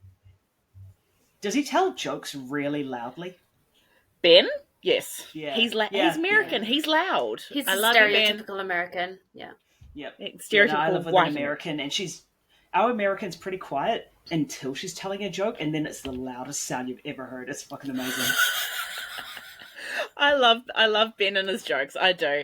Sometimes you just sit there going, "Are you okay?" And he's like, "No." I'm like, We get to make New Jersey jokes at home all the time. I've never been to Jersey. I know bugger all about it, but it is so much fun to make fun of Jersey with our American living with us.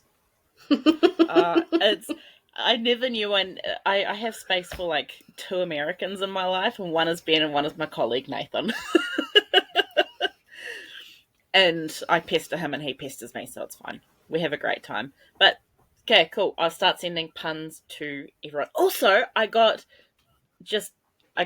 them one of my friends to also watch Stargate. Ooh, Oh, nice. I love Stargate. SG-1 or fucking bust, man. No, SG-1. He saw the movie years ago, but I got him got him watching the I TV haven't seen show. the movie in... Oh, I'm gonna go download that after this.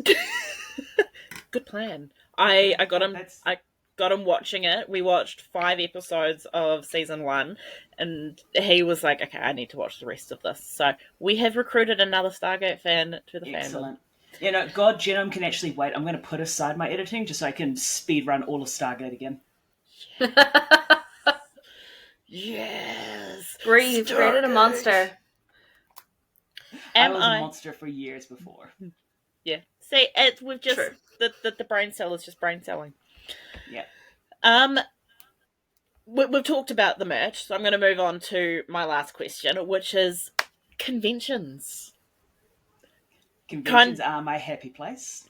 So, I've got one part here, which is fave convention you've been to, and then my next question is, where can people find you after now? Okay. So, my fave convention, absolutely no questions, hands down, Ages of Pages. Like, above anything else. We've made more money at places like Armageddon in Australia. Like, the conventions over there are amazing. But Ages of Pages is the place to be as an indie author. Like, I recommend it to absolutely everyone. It is fun. It is energetic. Everyone there is cool and respectful. Like, there's so little cattiness and backbiting, which you can find a lot in places like indie publishing, like a lot of backstabbing. Ages of Pages is a brilliant filter for it. You see so little and it gets stamped out so fast. And the people there are amazing. The people who go to it with the free entry come in to buy books and to meet authors. That was actually our very, very first convention, was Ages of Pages a couple of years back with Sons of Echidna. We just had our second one earlier this year. Can't wait to go. Already signed up for the next one. We signed up to be sponsors for it because we were just that excited about it. And like, I love that. It is such a fun event. Can't recommend it enough. Mm-hmm. I will be there. I will be there next year. I will drag you kicking and screaming if I have to. I've already told you this. I will as well. I'll come and kidnap you in our new car. That's fine. I consent to being kidnapped if it gets me somewhere fun. Is that a kink? Am I into that? Might be. I'll explore that later. See, she's truly a dark romance girly at heart. She just won't believe it. Yeah. I read Butcher and Blackbird and I was slightly traumatized. See, I like dark romance. I just don't like it being straight. Yeah, fair. Fair enough. No, give me Sadist by CC Davy. Yeah. Yep. A couple of girls or a couple of guys, but like, or even like if I had to go straight, it would be like a really simpy guy and a really dominating lady. But yeah.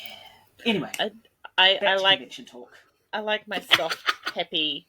I don't like that. I'm not really. Hey, you gave Butcher Blackbird 5 stars, so don't even go there. Yeah, I did. I enjoyed being I enjoyed being extremely traumatized and entertaining everybody else. Back to conventions. So where can we see you? See us? Yes. All right. So we will be at Armageddon in spring.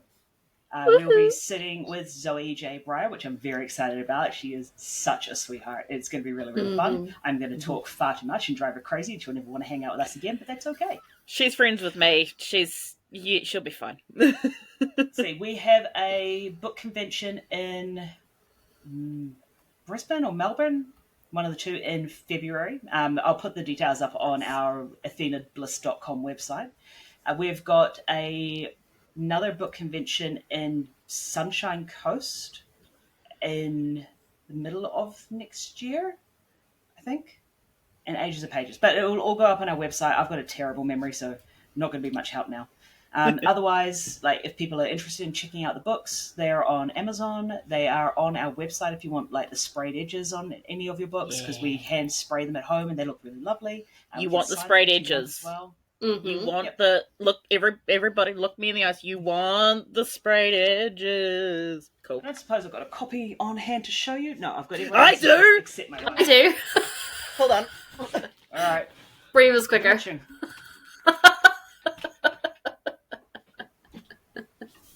Oh.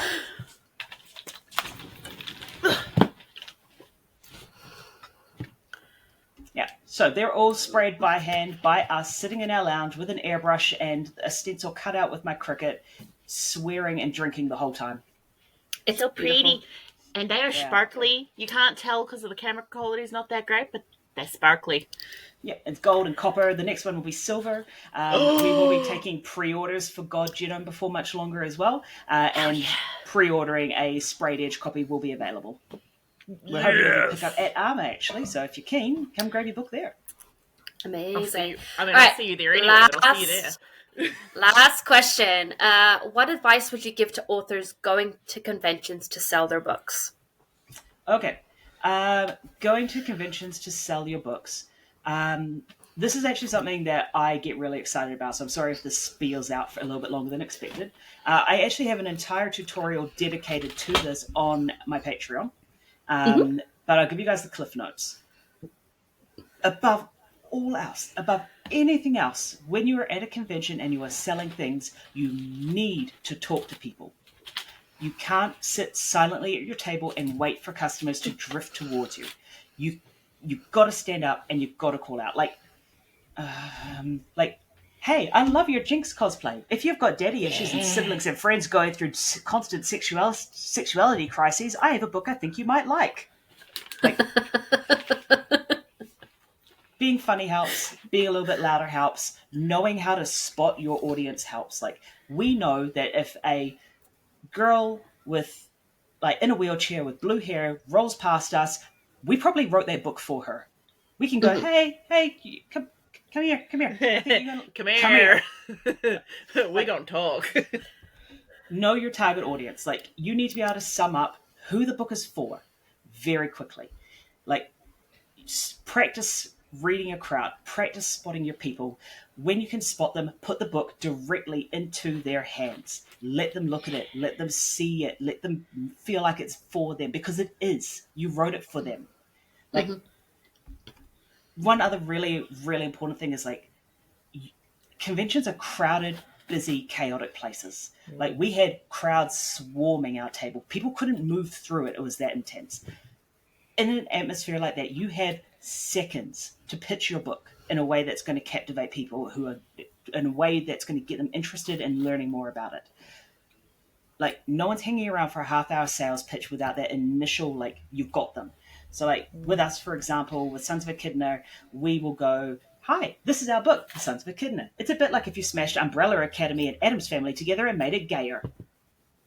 And if that interests a person, then we can go on with more of the pitch. It covers all of the angles pretty well. It's got your found family. It's got absolute chaos. It's got queerness. If someone's going to yuck any of those yums, they'll move away pretty quickly. And that often attracts other people who are listening in, who are interested in that. So, like, if you're selling at a convention, know your target audience, know how you want to sell your book to them, and, like, talk to them. Don't sit, don't wait, go and talk. You don't have to get out from behind the table or anything, but stand up. Like, put the seat aside. Everyone wants to sit at these conventions, and I get it. They're long and they're boring, they're tedious. But if you've worked retail, you already know that, like, standing and talking eye to eye with a person gets you your best responses. As much as you'd love to be able to tell your boss, you should just give me a chair. I work better from a chair. We, deep down, most of us know that realistically, you have to stand and you have to talk to people and you have to be animated about it, and it sucks, but it works. So It really does. Yeah. Treat it like a retail sales job that you give a shit about. Sell your book to the people that are the ones that are going to buy it.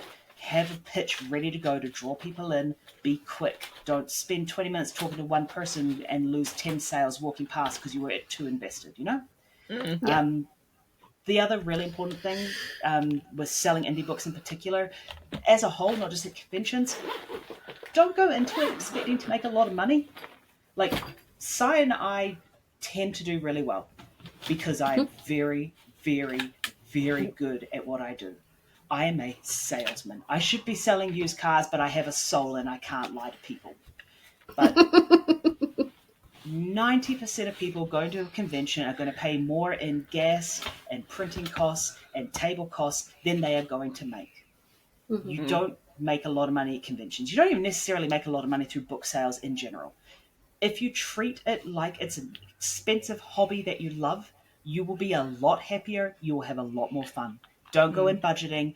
Go in going, cool. Like, I met these people. I got this autograph. I networked with a whole bunch of people.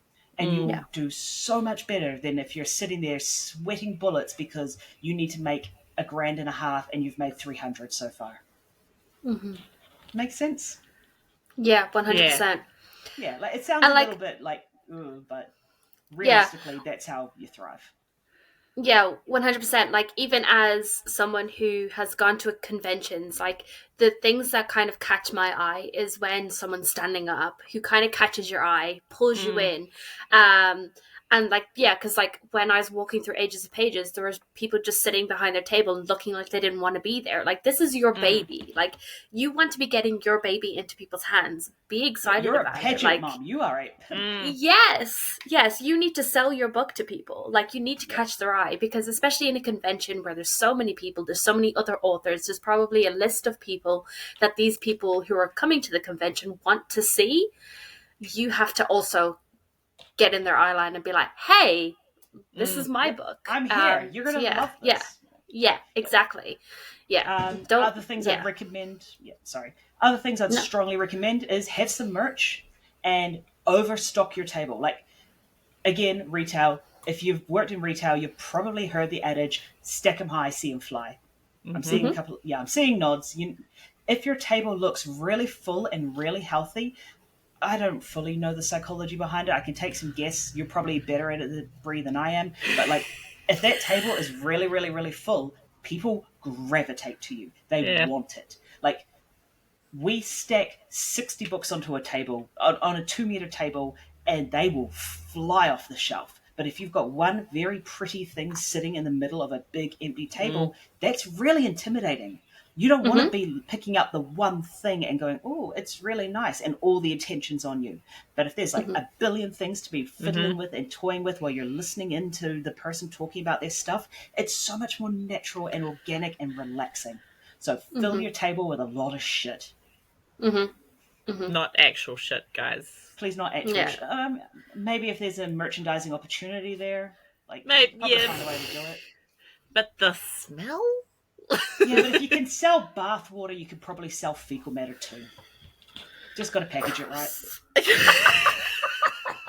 It's all about the packaging. It's the marketing, man. Yeah. If you can find a way to pitch it, like, there are so many things I could say about Anne and her beauty and how I could use that for selling stuff. And I'm not going to do it on this podcast, but she knows what I mean. Everyone knows exactly what I'm talking about. Shut up. Look at his red. Moving on. So, at the end of every episode, podcast, ladies and gentlemen. So, at the end of every episode, we like to talk about our spark of joy and plug of the week. So, what's your spark of joy, Bree? Bad puns. It's been a really bad week for me. Yeah, it has. My spark of joy probably would have been Wednesday night and last night with my friends. I've had a really, really shit week. It's from Wednesday. The last 3 days, it's like everything's just kind of gone wrong. And Wednesday night, I played Call of Cthulhu with my friends. But we decided not to play Cthulhu because we were missing 2 of our party anyway. And I think if we make, as Ben said, if we make the right decisions, we will be heading towards the end of that session. So it's like, okay, we want to make sure we have the whole gang. So we ended up playing pool for a couple of hours. I helped win 1 game. As it turns out, my friend and I are better when we are drunk, not when we're sober. And then last night we went to Ben's and we had a movie night, and I bought baking. I made pretzels and brownies, and it was like stress release for me. So it was just hanging out with my friends was definitely Nice. my spark. And putting on new nails so that I have little Yay. my little claws. No on, 'cause claws. I feel so much better when I have nails. I feel like a girl. Mm-hmm. So it's nice. So yeah. And what's your spark? My spark of joy would be my boss came over to me the other day and like was like, hey, can we talk for a minute? And I'm like, uh-oh, yeah, sure. And she actually pulled me into the office and offered me an apprenticeship with my job, which is quite cool. I didn't think that I'd ever... Damn. Thank you. Oh, So I'm I'm so going to proud of be you. an aluminium joinery apprentice, which is pretty cool. So yeah, Hell in the next yeah. year or two, Congratulations. thank you, I'll Oh, that's be so fully exciting. qualified. And yeah, that's... Gosh, Anne, look at you go. Oh, I'm Thanks. so glad. That is amazing. Thank news, you. Anne. Congratulations. Thank you, guys. Congratulations. Yeah, so that's kind of been a highlight. So I was like filling out all the paperwork this week and kind of getting myself ready. So yeah, what's your spark of joy, Marley? Poor. A bit like Brie, it has been a rough couple of weeks. I lost my beloved Honda Jazz, bright yellow. His name was Sparrow, and he's gone. And that fucking wrecked me. We had a hot water pipe burst. We've had... it's been a bit. But I got a new car that I'm getting used to, and his name is Velas, and he's very sweet. And my wife, hugged me a lot while I was crying my little heart out, and finding comfort in that was really good. But I think the biggest spark of joy this week for me was last night we were poking at a chapter that was just not working at all. We could not get it to work until we ripped it all out completely and opened up Discord and we role played the whole thing out, and it flowed perfectly. Like, it is a really wonderful collaborative effort, and working with her and just sharing that moment of creativity and connectedness means so much, and just really lights up the whole week having that moment with her. Oh, I love that. Good. It's so cute. Yeah, it's hard after a rough couple of weeks. Just that one shining light is always great to have, and that's why we like to emphasize it at the end of an episode to be like, "Hey, your week may have been shit, but I'm sure that you can find at least one spark within the week." And there's always one. There's always at least something. Yeah, 100%. Yeah. And it helps with that reflection, especially because we generally record on the weekends as well. So we kind of look back on the week and we go, okay, I survived. Yeah. Yeah, like a gratitude diary or something. It really is. And I mean, a lot of the time I feel like we do our general sparks of joy is this podcast or friends or rest, being with people. So it is like a really good kind of marker of, okay, this is what I'm actually grateful for. Yeah. Yeah, no, it's Moving really on. sweet sentiment. Yeah. So moving on from the spark of joy, we do our plug of the week. So this can be anything. It can be a weird food combination. It can be a whatever you want it to be. What is your plug, Brie? My plug is the cotton candy V's. Oh, yes. Those, Yes. just that sweet and sour kind of combination that makes my brain go, ooh. I fucking love them so much. They have the three. They have the watermelon candy and the strawberries and cream and the cotton candy. And the cotton candy is by far the best.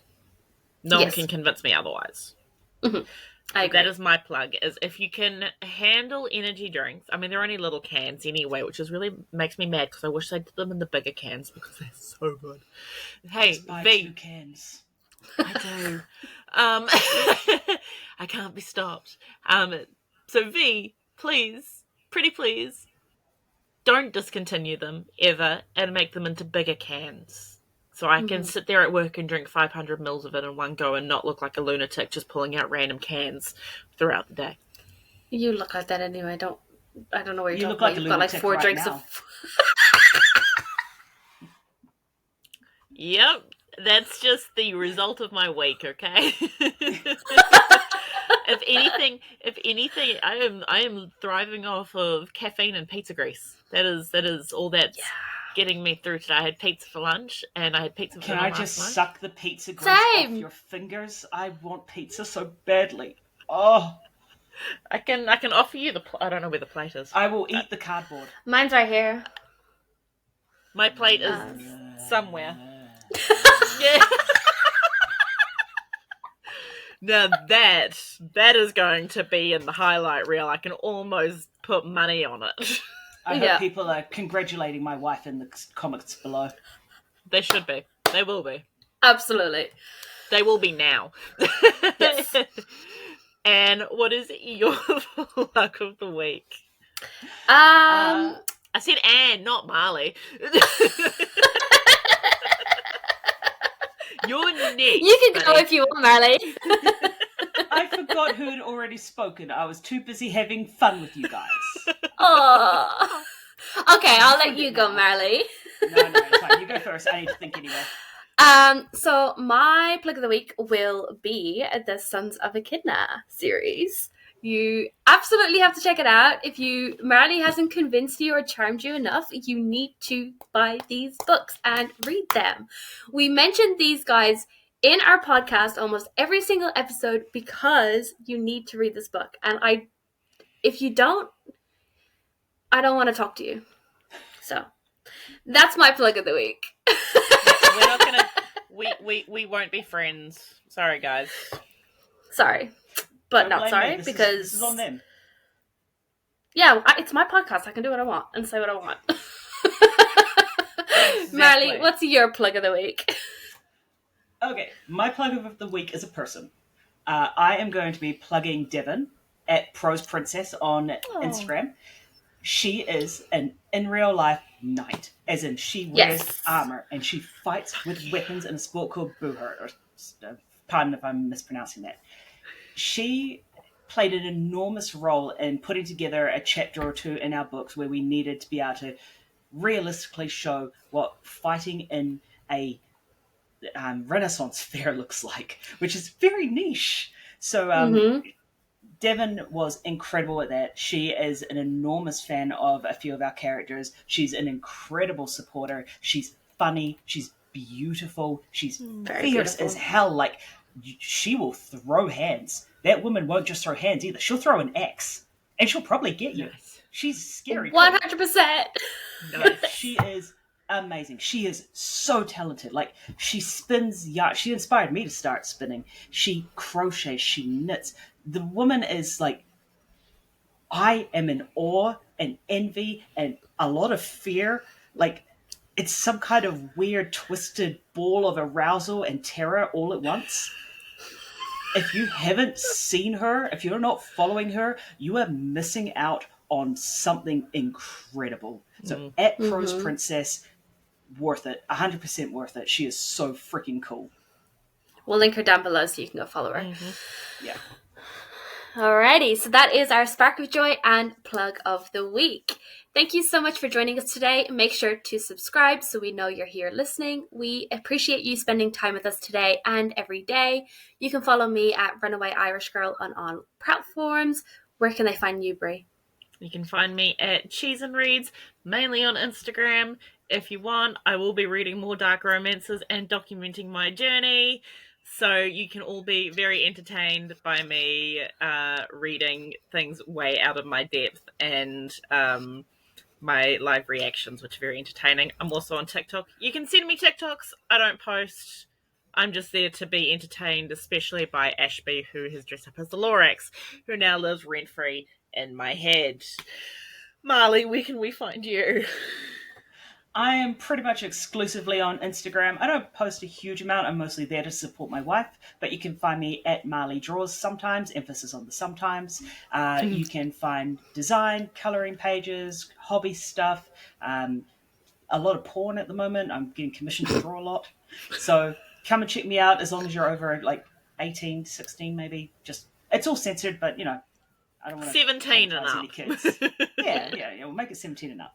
But yeah, like I'm available for commissions or help with books, any kind of issue that you've got. I can almost certainly help you out with it.